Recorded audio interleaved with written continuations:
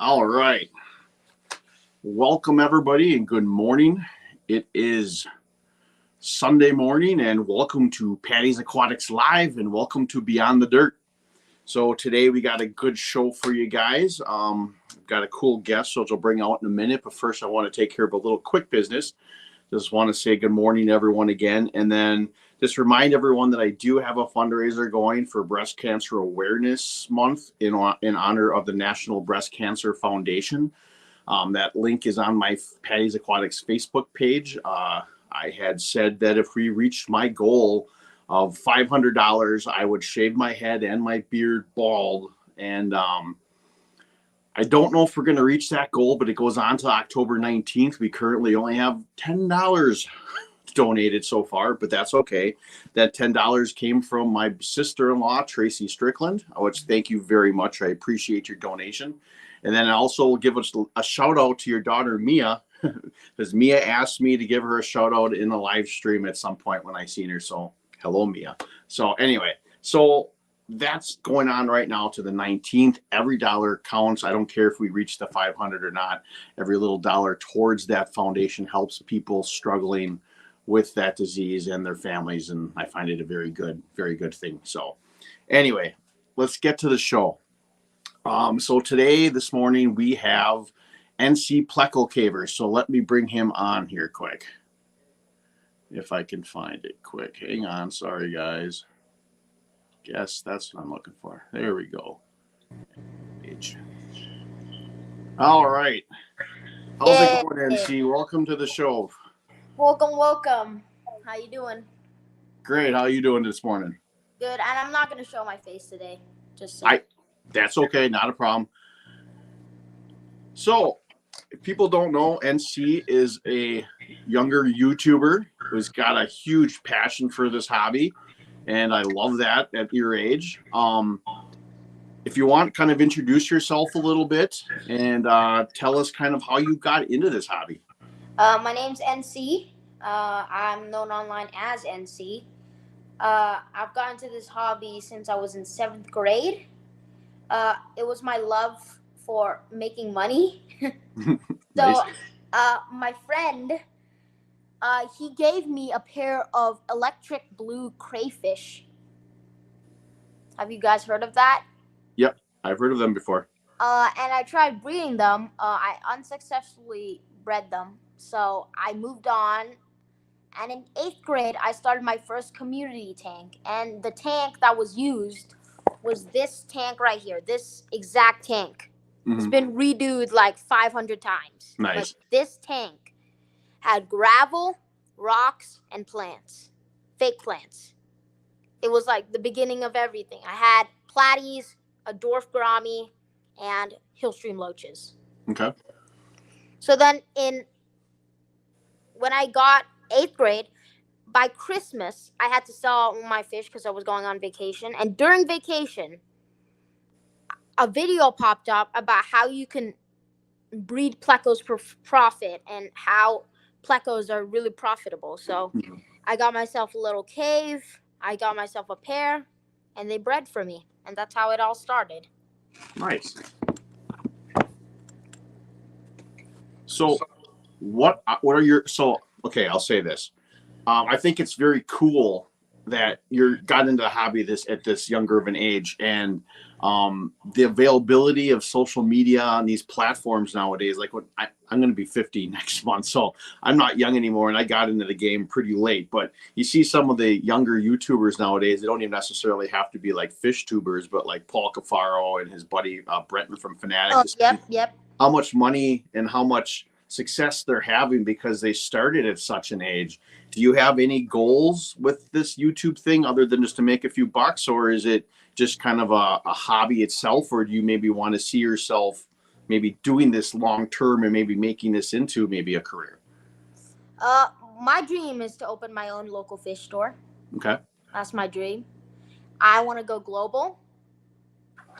But honestly, if we're just talking about YouTube in general, this channel started off as a gaming channel. Okay. And I deleted all those videos. They're all private right now. But this channel started as a Minecraft channel. Okay. And then I got the idea saying, why don't I turn this into a fish channel? So I did. And my two latest videos have been really cool videos, and I've enjoyed those two videos. I'm pretty sure you watched both of them. Yeah, I was gonna bring them up yet in the stream here. Yep. But basically, I don't really have a plan for YouTube, but I do have a plan for my future, which is business. And I don't know, but there's a few good pet stores here in Utah, but I don't know. You never know. I want to be Pleco's specialty. There's nothing wrong with that. I mean, YouTube could be your platform that kind of propels you to get to that fish store and give you that notoriety to be able to propel to that. So it's not a bad thing to do. Yeah. All right. Let's see here. Oop, there we go. All right. I just want to say good morning to a few people in the chat here quick. Roxy, good morning. How you doing? Jim's Fish, good morning. Jim's Fish, don't forget to hit that like button. I appreciate that. Thank you. All right. Well, I guess the next question is, do your parents support your journey on YouTube here? Because I know, the social media platforms can be a little touchy sometimes. And I guess I was curious, do your parents support your journey in this whole YouTube thing to get to that fish store? Wow. I would just like to put it straight up saying, my parents I built this fish room ground up. I no help. I funded the money. Everything was me, and they don't really care, but they don't really support. I don't know how to put it, but I don't mean financially. I just meant do they support you? They're okay with you doing this, and they want to be able to succeed in it. Of course. And I think there's a pathway in the industry for me, but I just got to find that pathway. Cool. Well, that's the thing. You just got to keep grinding. It's like I mentioned those other two YouTubers like Paul Cafaro and that earlier.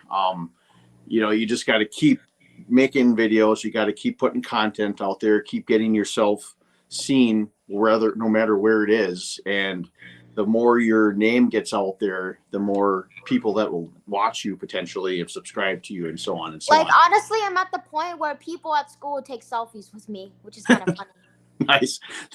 That's very cool. They come up to me and they're like, here, can I get a selfie? And I'm like, okay.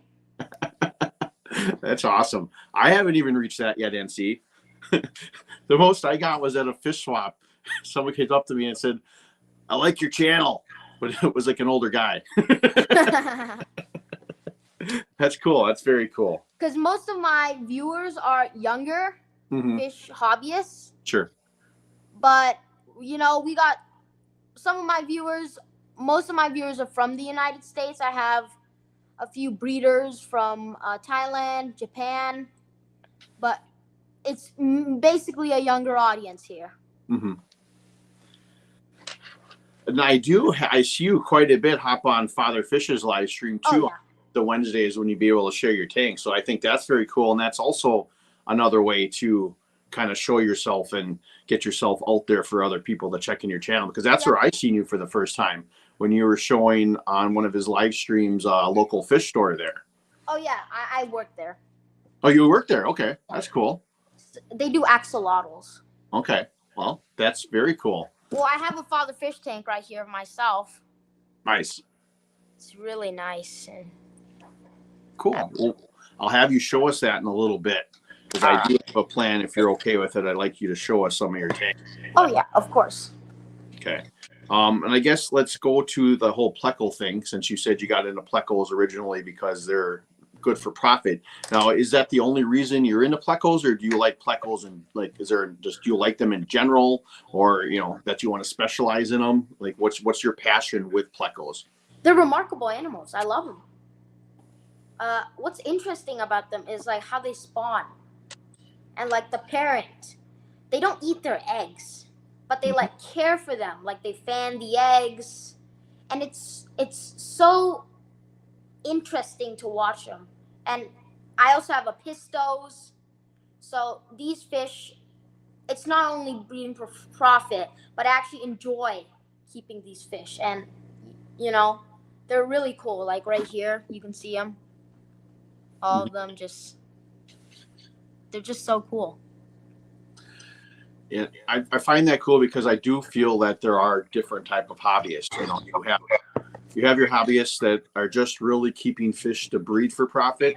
You have your hobbyists that are just keeping fish because they love keeping fish tanks and they don't really sell anything and they just enjoy keeping them. And then there's people like I kind of put myself into this category.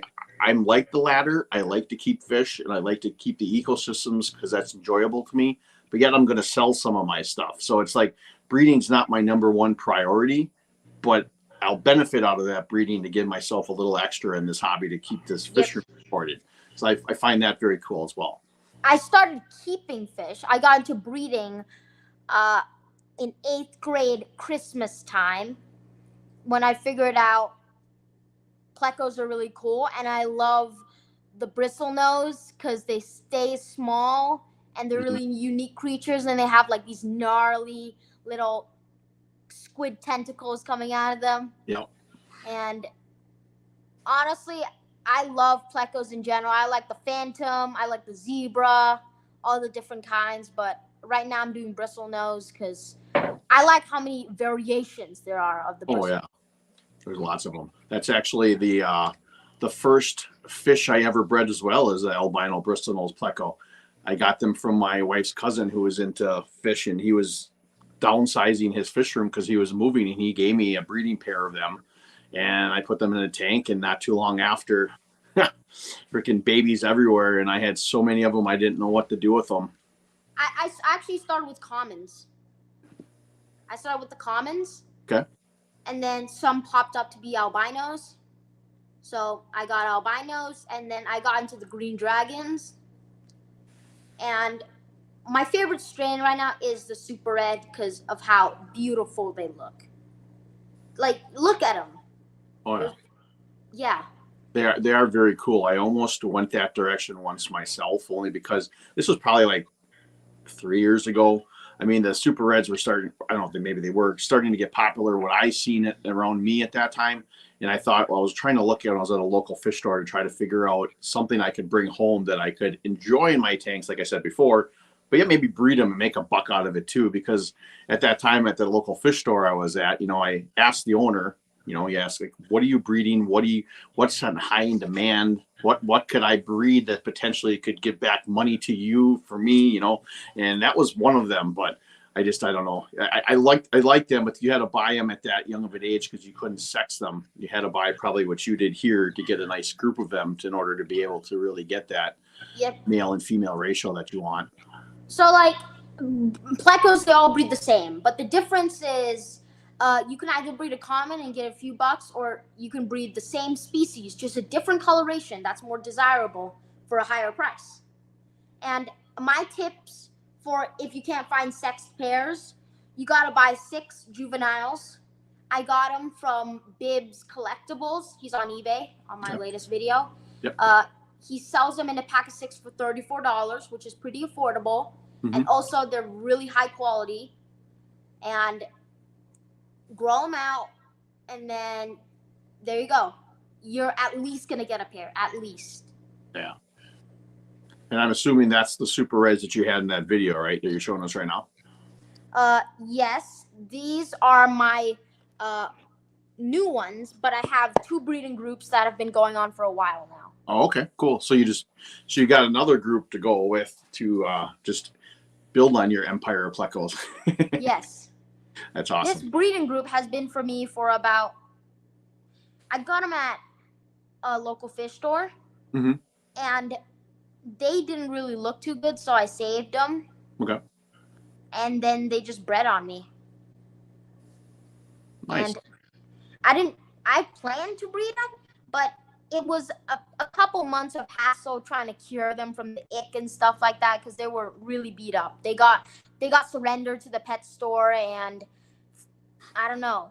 One of them, their fin was hacked in half, but now they're all good. That's good. Yeah.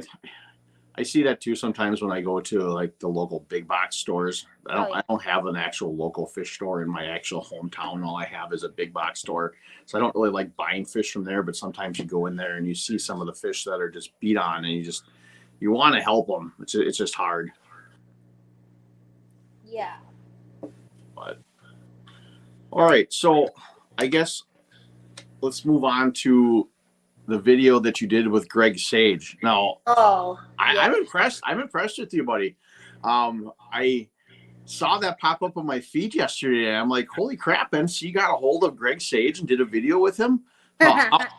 So how did you get that plan? How did you get that to work out? Like, did you contact him, or how did you do all that to be able to finagle? He contacted me. I contacted him, and I was like, I have an idea to pitch out a video about plecos, and he agreed with it. And it was a really fun video to do. And I got to get a hold of his green dragon strain one day after I get my plecos breeding and save up a bit of money. I'm going to order some green dragons and start with those too. Okay. That's cool. But how did I get in hold of him? It's on his website. I just emailed him. Yeah. Well, that like I said, that's pretty cool when you can get to be able to collab with somebody of his level.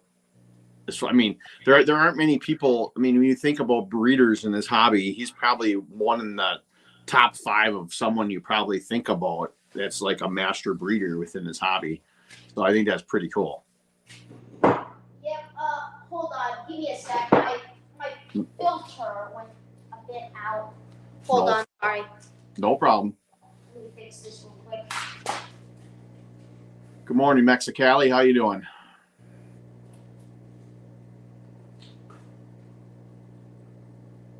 Oh, don't forget to hit that like button on here if you're watching. And don't forget to comment and say hi. Love to talk to you.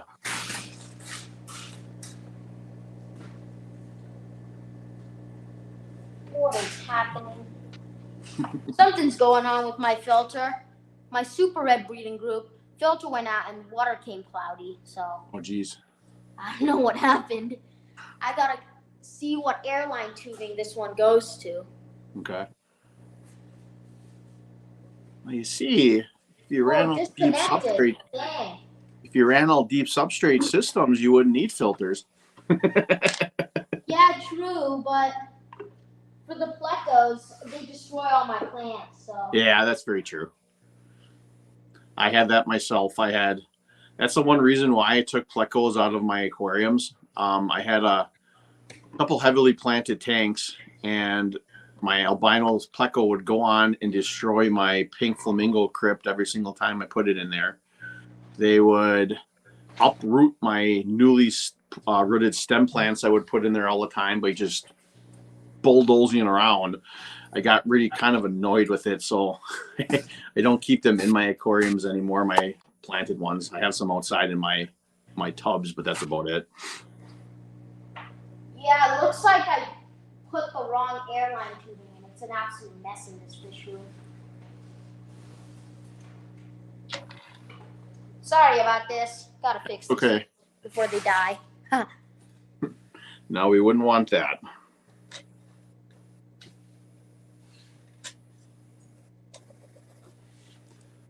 So, what's everyone else doing this beautiful Sunday?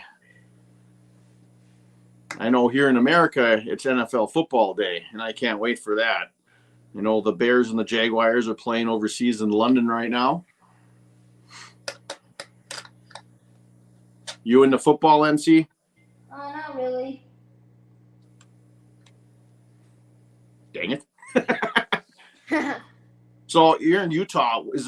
I know there's not an NFL team there, but if people usually root for like the Broncos or something in that area? I don't know, honestly. I have no idea. I'm a football nut, NFL football nut. I am an NBA fan. NBA guy? Okay. Yeah, NFL football is really the only sport I kind of throw myself into. Yep, so I fixed it. All right, cool. That's good. It was out all night, and that's why the water turned cloudy, and I was like, what the flip is going on? Yeah. You want me to show you guys what was happening? Yeah, show us what's going on, definitely. So right here, there was a one airline tubing that someone helped me out with, and they connected the wrong one, and I didn't realize it was not on. So, oops. So now I got the right one in. We got guppies down here. I'm probably gonna sell this batch today to C2C Tropics, the place I work at, because I want to get another pair of Apistos. In here we have a Pleco grow out. Nice. Young breeding group. This is very young breeding group. In here. And what kind of plants are those? Super Reds. Super Reds, okay. In here we have shrimp and just guppies in general. And I'm a big fan of the Aquarium Co-op Stick'ems. Yeah, I've never tried those. This is your father fish tank? Yes, it is. And Cool. all you do is you it's feeding time anyways, so hold on. It's kind of hard with still an injured arm. What'd you do to yourself? Volleyball. Oh. So I take the cube and you kind of like stick them to the glass. Mm-hmm. And then they go for it. Up, it fell off. Sometimes that happens. Yeah. You kind of stick them, and then they come and nibble on it, and then when it goes long enough, it just falls off. Yeah, I've seen him use those. They look very interesting. That's very cool. I like the effect of being able to do that on the glass and have your fish feed right in front of you. Yep. So what do y'all have in this tank? Just a few plecos that I'm growing out right now in this tank. I got a neurite snail, crips, sores, stems, guppies, all different kinds, platies. I'm just kind of mixing everything in here for now because I'm not trying to breed them too much. Mm-hmm. I'm just trying to just get the babies so that I can just sell them for like $1 or $2 each. You can see the little baby platy. Very cool. Yeah. There's about 100 in here. Nice. The last time I counted, because look at how many babies are in here. Yeah, there's quite a bit. I don't know where the plecos went. Yeah. But I have a few long fin plecos in here. Oh, and I also have some Caridina shrimp. Nice. Like the really rare ones. Really? I got from the auction for... No one wanted them because they were like, oh my gosh, I'm going to kill them. So I took them for $1. Nice. That's a pretty good deal. $1 for 5. Wow. That you can't... I did not know why they didn't take them because they're really rare, but I just... You know what? If no one's going to take them, I'm going to just take them. Yeah. So I've tried them out, and they've been doing really good. Lots of shrimp. In here, this one's empty. Nothing really in here. Mm-hmm. And then Pleco tank. Just nice. I used to have my colonies in here, but then I decided to put them in 10 gallons, and I want to do pairs instead of trios, so I might take a female and sell the female out. Because in here, we have the pair of Apistogrammas, cockatoides, orange flash. Very cool. And yeah, I'm a big fan of the Aquarium Co-op products, like here, the Catch Cup. I am too. I've got the same one. The caves, the easy fry food. Yeah, that's the beautiful thing about Aquarium Co-op. They have so many products for us hobbyists that are very affordable and very easy, and easy to the names, but that are very cool for our hobby that can help us out. And I'm a big fan of a lot of the products as well. 2 products I really enjoy from Tetra and Aquarium Co-op. These are really nice, and I definitely recommend it. Is the Catappa leaves, and the Pleco wafers, the Pro version. It's like a 2-in-1. There's like, let me see if I can find. Yeah, it's right here. There's like the algae, and then there's like a carnivore pellet. So you get a 2-in-1. Nice. With the Plecos, and that's really nice. All right. Yo. Someone said, is there a link to NC's channel? Yeah, as Mexicali, I was trying to figure out. I'm on my phone here, so I don't really have access to be able to type in here, and I don't see any. I can't even figure out how to make people and then moderator on this freaking link here. Solved it for you. Yeah, if you could do it, put it in there, that'd be great. Oh, but I have to be moderator. All right, hang on. Let me see. I'm clicking on. I could do it on the actual YouTube live stream for some reason, but this one is not letting me make anyone moderator for some reason. Oh. Just says star comment, delete comment, put user in timeout, or ban user. And I don't want to do any of those. What the heck? Well, I'll do this. If I can't figure it out before then, unless Just click on my channel. Just search up the thing. Yeah, look up NC Pleco Cavers. I will put the link to his channel in the description of the live stream after this is over. Otherwise, and unless someone like Mexicali or Ron or someone who dilly-dallies with StreamYard here know how to do that for me, otherwise I'll put it in the description of the video. But definitely, I want people to subscribe to your channel. Definitely deserve it. I think it's really cool what you're doing. Yeah, thank you. The Pleco tank, the airline tubing, I gotta solve this crap out because it keeps, I keep mixing up the different airline tubings, and sometimes some of them I get it correct and some of them I get it wrong, and it's just an absolute mess. Okay, nice. Mexicali just said I can only create those mods on the YouTube side, so I did not know that. I'm still new to this live stream stuff. Oh, there we go. Ron from Garage Aquatics just put it on there. Thanks, Ron.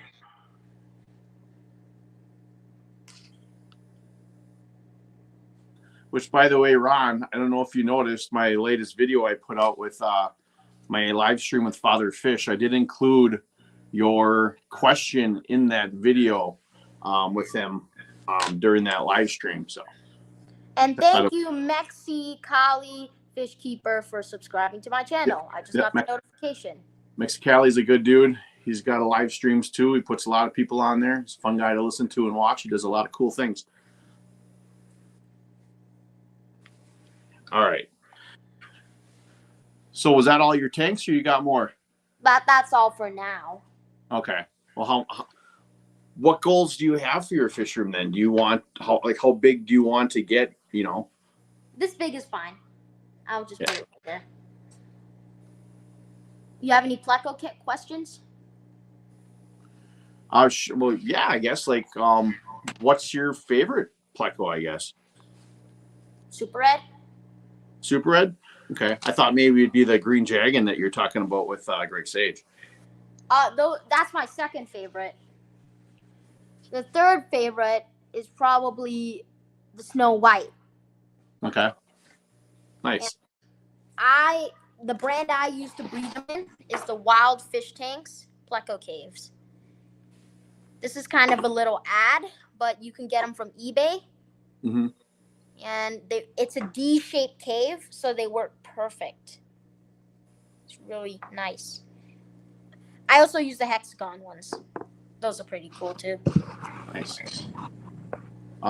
Quickly, Ron, I'm talking about, I put a video out with Father Fish, that live stream. I made it into 4 videos. The first one came out Friday. And in that one, I'm talking about the Father Fish method. And the question you asked during that live stream is in there. That's what I meant. Mexicali is asking you, NC, any zebra plecos in your future? The answer is yes. I will be getting to zebra plecos, but right now I'm just gonna stick to bristlenose until I get my foot right, and probably I don't know about zebras because I'm kind of so stuck on the bristlenose because zebra only make a few fry, but they sell for a lot. Now, I'm not a huge knowledge wealth when it comes to plecos. No, the zebras, They're the expensive ones, right? Like I think it was at ones that maybe like Corey from Aquarium Co-op and Dean were breeding at one point, or was that something else? Maybe I remember they were breeding some expensive plecos that were black and white. Was I that? think you're talking about the tiger pleco, the tiger Oh, zebra. It's a less expensive, bigger version, but the zebra pleco. I don't know, but I found one in the Thailand fish market when it was my trip to Thailand. I had it for 720 baht, which is equivalent to over just $20. Everything's cheap there. You should check out my Thailand market tour video where I visited one of the largest fish markets in the whole world. wow. Well, since we're talking about that, why don't you kind of explain a little bit? How was that? I mean, what was that experience being in an area like Thailand and looking at those fish and stuff there? Let's just put it this way. The fish there go from 20 cents, 1 cent to like $50, and that's the most. There's Asian arowanas. There's everything there you can ever think of. It's like a big gigantic market. Vendors only come Wednesday. They don't ship. So the only way you're getting fish is if you go to Thailand, get it, and get it past security and go back to the US, or you live in Thailand. And that's the only way to get the fish. From China, like there's fish markets in China, Japan, same concept. You can't really, they don't really ship. They don't really have Facebook. They're just people from the side, like countryside. I've been to a few farms, and they just breed fish, bring them to the market, bag them up, get sold for cheap prices. And 20 baht in Thailand can get you a drink and maybe a nice dish of fried rice or something like that. Wow. So I'm guessing it's probably cheaper because there's no shipping involved. Probably is everything sourced there is my. Yeah. Yep. I know a few vendors that ship from the market. They're goldfish breeders, and I'm not too fan of goldfish because they're poop machines. Nice. That is true. Has NC ever thought of creating a fish club at school? Yep, I was just about to pop that up there. I don't know. There's not really too many people that are into fish at my school, but I can try. I mean, that's not a bad idea by Mexicali. You could create almost a club. Even if you have a few people, you could create it, maybe get the passion into other kids in the hobby and kind of spread that. And you could create a club, potentially even sharing fish, just sharing ideas, sharing knowledge. I don't think that's a bad idea. Well, I'm already part of a club in Utah. Are you? Let's just say I'm one of the scariest bidders to go against. Cause Oh, yeah? I'm not trying to be cocky or anything, but I just put the game face on and they're just scared to bid against me. And they're like, oh my gosh, it's a kid. I don't want to bid against him. That's awesome. Yeah, you're playing the game then, man. Yeah, I'm just playing the kid game and I get all the cool stuff. I got the Epistos from the auction for 20 bucks, Plecos pair, 10 bucks, Caradina shrimp, $1, and a tank for like $3. It's awesome. 20 baht equals 0.60 US dollars. Yeah, that's true. 60 cents. Nice. Which is a lot. Yeah. David Atkins said Corey and Dean may have been breeding the leopard frog plecos. That could be. I remember they're black and white, I think, and I remember him saying that they spent a lot of money on those ones, and I couldn't remember what they're called. Like I said, I'm not a connoisseur when it comes to plecos. Patty, Yeah, what's up? have you ever tried to breed hillstream loaches? No, that is something I would like to try sometime. I had a few of them in my community tank I had before I started YouTube for the most part. And that's when I got my puffer fish and my Fahaka puffer, and I put them in that tank as a baby, and I tried to get out all of them that I could, but they were so dang fast. There was no way to get them out besides ripping the entire tank out. So I let them in there, and well, let's just say they disappeared, unfortunately. But I definitely want to try breeding them. I think it's a really cool fish. I love the look of them. They're very much, you got that cross between a pleco, cross between almost like a stingray look. I think it's a really cool fish. And if you see if you when they're glazing against the glass, you can see their little heart beating, and that's Yep. what it's like, a glass frog, and I love those. Yep. But I've never tried. I've tried to breed them, but I've never successfully bred them. But someone in my area is trying to breed the Bloody Mary version of it, and Really? yeah, and when those come out, I'm gonna be going for them because I know. I don't know because people say hill stream loaches can't be kept in Utah because of the hard water, and I've never seen them at the auction, like never. Mm-hmm. Yeah, I got a local breeder in my state. For the life of me, I can't remember his name right now. It's escaping me. Well, he breeds a lot of plecos like you have, but he also does shrimp and he does hill stream loaches as well. So they're very cool. I almost got some from him once. Like I said, one of these days I'll pull the trigger on that. Probably someday when I want to set up an actual community tank within my fish room. I tend to do like all species only for the most part. Oh yeah. Just because I'd like to try to breed I can. I mean, obviously I have the Oscar tank and I have a my Fahaka puffer where I'm not going to breed in. They're more just for show, but I can't put those in there. They'll be gone. I'm going to switch the cam a bit because I want to show you guys how many fry I have. All right. Good morning, Jack from JT Keeping Fish. How's it going? There's like, these are all 24 karat golds, are the tuxedos. And Big Mama's also pregnant again. You can nice. See. So, yeah, just want to show it because they're coming up and feasting and just want to, you know. Mexicali asked, I might have missed the answer, but are NC's parents also involved in the hobby? Are your parents involved? Are your parents keep fish or anything, or is that just no? No, it's my grandma has a pond where she has. I bought her some guppies, and she started getting back into them, and they were tiger Dumbo ear guppies, and I got a bunch of them, and they're breeding like crazy, and I told her about Father Fish, and I planted the whole tank, and now it's like an absolute jungle, and she loves it, and nice. She doesn't have to do a single thing. I just put Daphnia in there and cultures, and some days she doesn't have to do anything.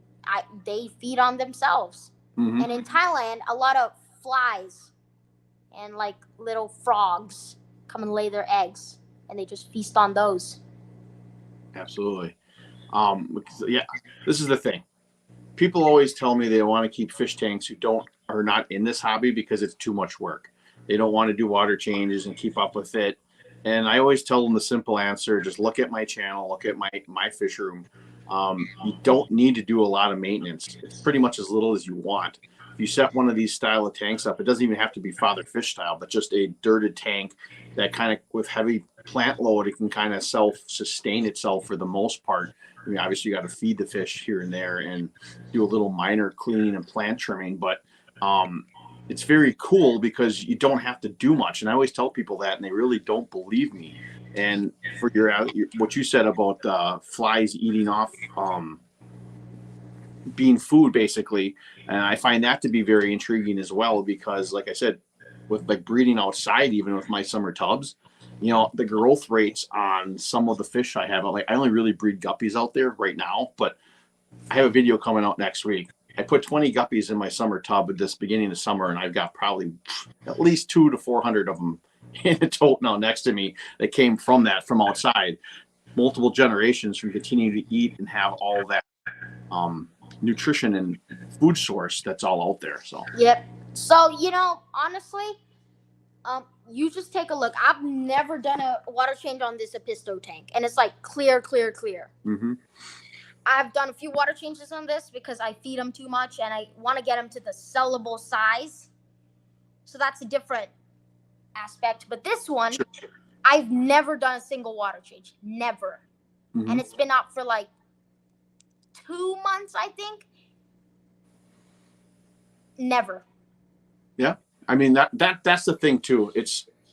There can be such a controversy within this hobby when it comes to water changes. And I actually asked Father Fish about that in his opinion when I had that live stream with him, because he kind of my opinion, started some of the controversy with his stop water changing video. But I kind of feel like it makes people think. Now, it's not for everybody. People like here, where your tank now that's bare bottom with plecos, you're probably going to have to do some water changes. That's just the way that it is. But if you keep tanks that are self-sustaining for the most part, you don't necessarily need to do water changes unless you need to, you know. So I think that's a big thing too. People, every situation is different, but definitely there's ways to not have to do them and cut that maintenance down. Yeah, like honestly, I was skeptical at first with the father fish method, and I was like, you know what, I'm gonna give it a go, and it actually worked. Mm-hmm. And people that you have to try things sometimes. You got to experiment, you know. And the reason I've learned so much in this hobby is because I failed before. I have done a lot of big stuff that I thought I would succeed, but then I did something wrong. And then I have to look back at that and say, you know what? I did something wrong, but let's try again. And that's what have been driving me this whole time, is just never giving up in this hobby, because this can be hard. Fish can die on you. And it's really hard. And someone said, is NC in Thailand? I am not in Thailand right now. Oh, no. NC, you're out of Utah in the United States, correct? You were talking Yes. about a trip that you had taken to Thailand. My family is Chinese Thai. Okay. And my mom is American. Okay. So, yeah. Nice. I live in the United States now. Mexicali. Wow, all the self-driven enthusiasm for the hobby. I'm really impressed by NC's knowledge and passion for the hobby. Love the drive. I have to agree with him, NC. I'm really loving this talk, and I really love the passion that you have for this hobby. It really shows. And like you mentioned before, you're going to fail sometimes. You have to fail in order to be able to learn and to succeed. And 100%, you need to keep trying things. I'm a big advocate for just trying different things, whether you may be completely interested in it or not, because you're never going to know what you're going to like in this hobby. You're never going to know what interests you completely until you do it. Like back again to these dirted style tanks, I was very skeptical myself at first, but I seen them. I was very interested.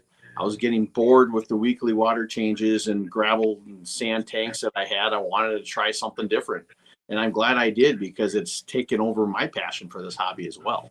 This is a quote, but I'm going to put it in my own way. Gravel is by far the worst thing you can put in a fish tank. It sucks.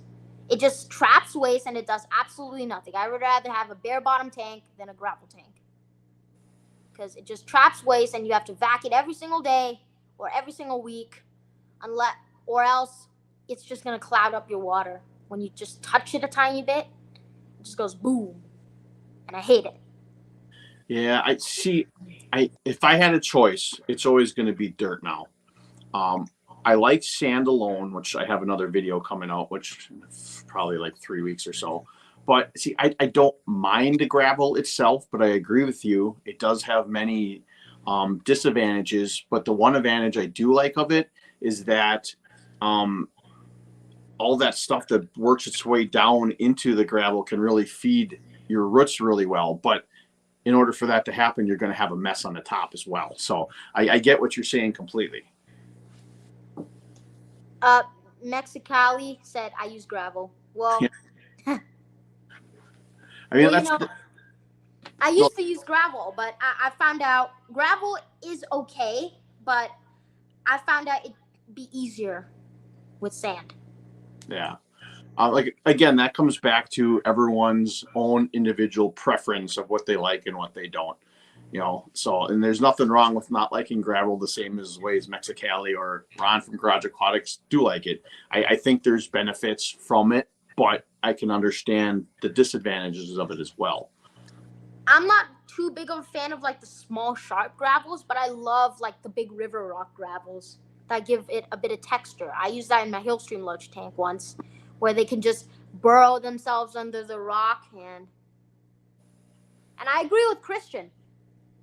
Christian said there's many different paths to success in the hobby, and that is very true. Absolutely.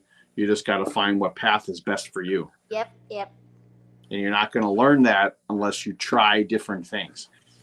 I've tried almost every single trick in the book. I've tried bare bottom, gravel, dirted, aqua soil, non-filtered, filtered, everything. And you know what's awesome? You're still very young, and you've tried all this, and you have so many years ahead of you yet to be able to really experiment in this and share it. I absolutely love that. You know, I redo my tanks like twice per year. I redo them. Like, I fish out the fish, I put them in the catch cup, aquarium co-op reference. I love the catch cup. It's beautiful. I drain the tank, and then I just go outside, hose it down, redo it every single time. The only tank I've not redone is the father fish tank. Nice. Yeah, and that's hard. You don't want to redo it after you set that up, because that's like a time thing. You want to be able to let it mature, because the longer it matures, the better it's going to be. And at that point, you don't want to. That's when I set the ones up I did with dirty tanks, which is pretty much all of them down here. I don't plan on ever taking them down unless there's some major catastrophe, like my tank freaking busts a seam, or I have something interesting, like, or not interesting. Have you guys seen Father Fish's like 20-year-old tank? Yes, I've seen that one. Yes, that one is remarkable. He has over 200 fish in it, and it's a jungle. And that is what I want my 20-gallon tank. It's only a 20-gallon, but I can probably fit more fish in there. I can fit a lot of fish in there because of how self-sustaining the ecosystem of the tank is. It definitely is. It's my favorite way. So I've tried bare bottom as well. I've done just gravel. I've done just sand. I've done gravel sand mixes. I've had success with all of them, but the dirty tanks have been by far my favorite. One for plant growth, maintenance wise, and just the look of it. And like I said, I've never had tanks before like this that I've just loved to sit there and watch, but know that actually it's harder for me not to stick my hands in those tanks. Oh yeah. That's the hardest part for me is there is maintenance. There's maintenance of trimming my plants that are growing like crazy all the time, but trying not to stick my hands in there. Like I'll come down here, I would like in years past, because they're doing like water changes every week. I don't do that no more. I sit here, okay, what do I got to do today? Nothing. So I'm going to sit in this chair where I'm sitting now and just kind of look around and enjoy and see what's going on. Yep. Actually, I have another tip for if you guys want to make some money without breeding any fish at all. You have to do nothing. You only need a pair of scissors. See these stem plants? Mm-hmm. They grow up, you cut them, and you replant them. Grow, replant them, and then you sell them to the fish store. The end.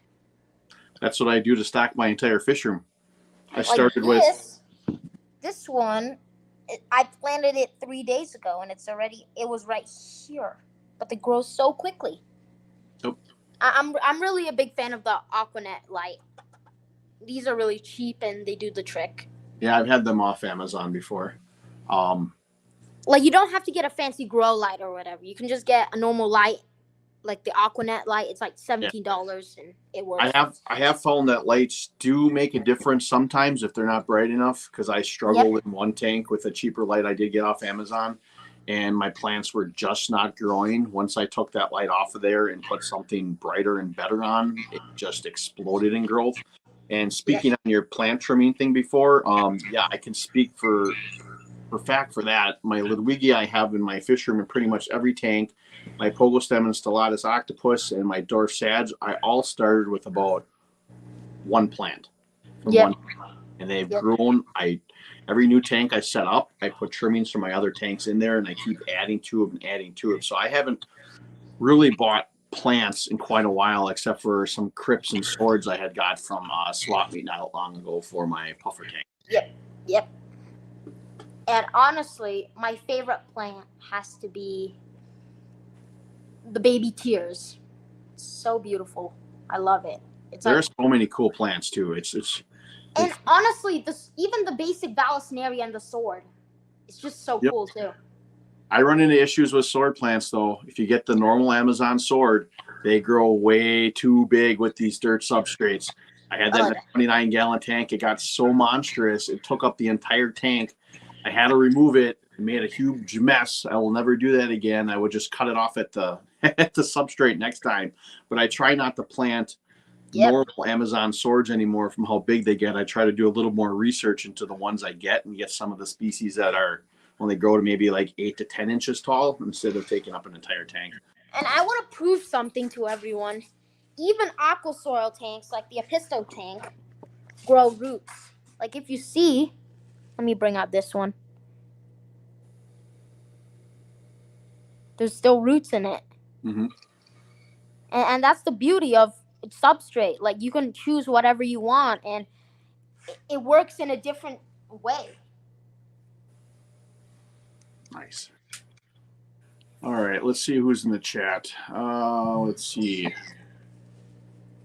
I missed this over here. Hang on, I'm going up a little bit because I seen something I wanted to highlight. I don't know where it went.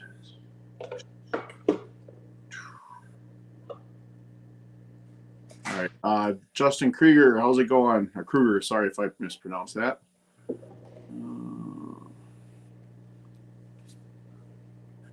I agree with you, Mexicali. I'm loving his honesty. It's refreshing as well. NC Aquatics, how's it going, Mike? Mike's going to be on my live stream in 2 weeks on the 27th. I'm looking forward to the chat with you as well. I've used gravel and sand close to 40 plus years, and really for me, it's preference. I find no advantage of one over the other. It's, again, yep, perfect. It's everyone's own preference. And there's everyone like that. That's the thing about being human beings. Everyone has their own opinions and their own thoughts, their own feelings on things. It's always, like we mentioned before, finding the path and the one that best suits us. Oh yeah. Christian Calkins, have either of you guys tried anoxic filtration route? Seems like an interesting way to maintain systems where fish might tear up all your plants. I have never tried the actual filtration with that. No, I have done a little research on it. I've seen Gil from Gil's Fish Room. I know he uses it a little bit. The only thing I get from mine is the normal deep substrate where you get an anoxic or an area where you lose oxygen and creates a denitrifying bacteria, which I don't know if that's the same thing or not. I'm not 100% sure on it, but I've never tried it myself. Have you, NC? No, never. And I'm probably gonna stick to sponge because it's the cheapest option and my preference. Maybe for the plecos, I have to get a hang on the back or something to help with the poopers. But honestly, all my tanks are run on sponge. All of them. That's what I did in my fish room when I had filters in them. I have tried hang on the backs, but what happens is once a Hillstream loach got stuck in the hang on the back because it crept all the way up and it went inside the little canister and got stuck. Yeah. And canister, I don't know. It's really good, but it's kind of pricey sometimes. Yeah. I had a canister for my tank when I had it upstairs with my puffer. I liked it more because I don't care for the water splashing noise, especially when I'm up in my living room watching TV and stuff like that. For my fish room itself, when I had filtration in here, it was all sponge filters, mostly because it was just the most easy to do, just running air lines. One air pump could control like 4 sponge filters. Yep. But said I took all my filters out a few years ago, and I don't use filters at all anymore, except for I have a little breeder bare bottom tank with some White Claw minerals in there, but I don't think I necessarily even need it in there. I took them out. I had them in some White Clouds breeding pairs. I had them in when I first set it up, but I took them out of there as well. I don't even need them. Yeah. So I don't use filters at all anymore, really. It's good to know about the swords. Yep, swords are a really cool plant. You just got to be careful with dirty tanks that you know what you're putting in there, because you always want to have an idea of how big your plants get, because if they're going to get so big for your tank, you don't want to be ripping it out of your soil. Yep. Christian, I've got a heavy leaf litter in my dirty tank, and it's amazing watching the new soil layer form as the leaves break down. It is very interesting. When I had all that leaf litter in my aquariums, not only the snails but the shrimp took off as well, because that was food sources for them as well. So I found that to be very cool. Yep. Do you have the food web at all in your father fish aquarium? I have the brine shrimp that I feed to them, but I have little microorganisms. I have a resurrection jar, and I put like Daphnia in there. I put like scuds and stuff like that, but not really self-sustaining right now, but I'm getting to it. See, this is my thing with the food web. I feel like it's kind of misunderstood, at least in my view. It's definitely a food source for some of the smaller fish, but for me, it's really not just a food source for fish. It's a food source for the entire system, the entire ecosystem of the aquarium. When you put that leaf litter in there with those microorganisms and the macroorganisms, the smaller fish and fry will obviously feed off of some of those.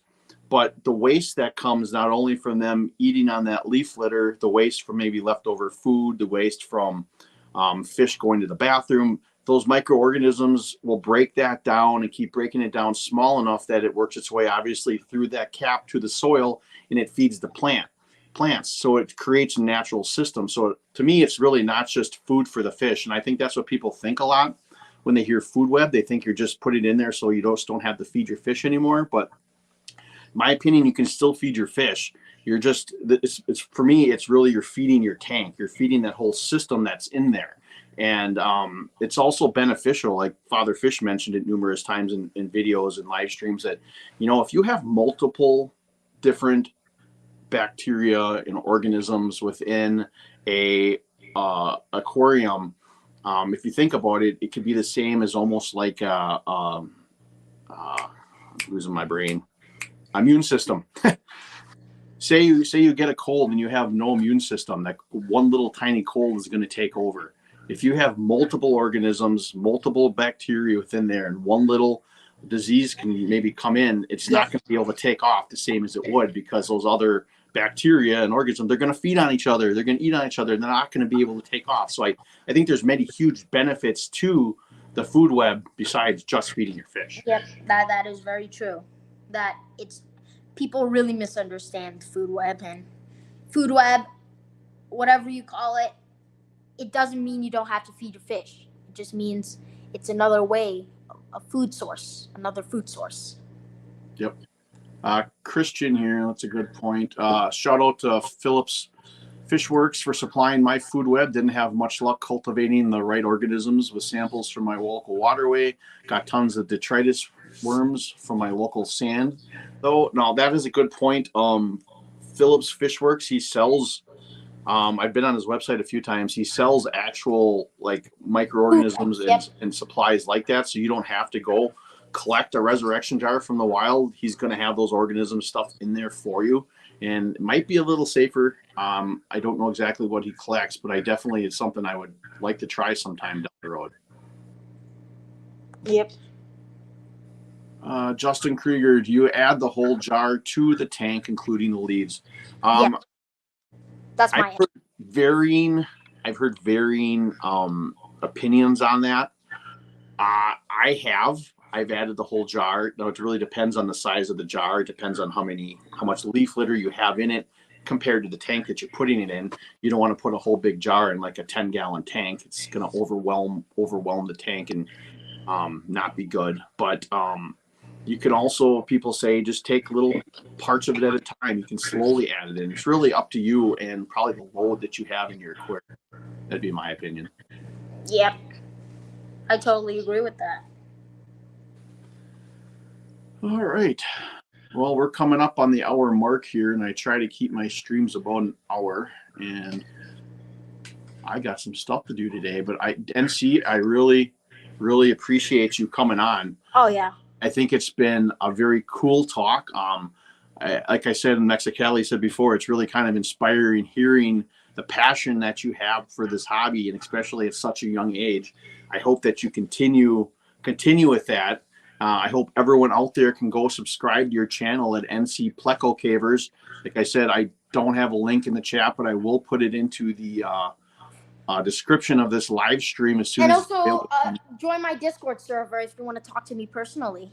Okay. I have a Discord server on my YouTube channel. It's a link in the description of all my videos. You can check out my Discord. I have Instagram. You got a website too, don't you? Yes, I do have a website. I am gonna get into selling. So these super reds right here, when I get them grown out, I'm just gonna sell the extra males and females I get that I don't need. Okay. So that is what's gonna be up for sale in a couple months. It's gonna be on Shopify. Okay. Cool. But yeah, thank you so much, Patty. No problem. It was fun. having me. Like I said, I my favorite part of doing these live streams so far has been having people on. I feel a little lost when I'm just doing it by myself, but I enjoy hearing other people's stories and seeing what you're doing and stuff like that. I think, and being able to share that with other people, I think is pretty cool. So again, I appreciate you coming on. I appreciate it a lot. Make sure you hit up NC Pleco Cavers on YouTube, hit that subscribe button, check out his Discord, check out his website, and check out all that stuff. And then next week Sunday, I have Andrew from the Dirty Tank coming on. So that should be an interesting live stream as well. And then, like I said earlier, I have Mike from NC Aquatics the week after that. So make sure you hit that subscribe button if you're not, and hit that notification bell and pop on here. And also don't forget about that fundraiser I'm doing for the Breast Cancer Awareness Month for the National Breast Cancer Foundation. Again, like last week, I said I gave my story of the journey that my wife has been going through with breast cancer with our family, and looking for anyone that wants to donate $1 or $2 to that. It'd be great if we hit that goal of $500. I'll shave my head and my beard. Don't think we'll hit that goal, but you know what? Any little dollar helps that organization, and I love it. So, Branton Lightcap, you're a little late, but you can watch the replay, buddy. So thanks again, NC, for hopping on and joining us and sharing your story, and I appreciate it a lot, and we'll see you next time. Bye. All right. Always remember to think outside the box and take a step back into nature. See you guys later.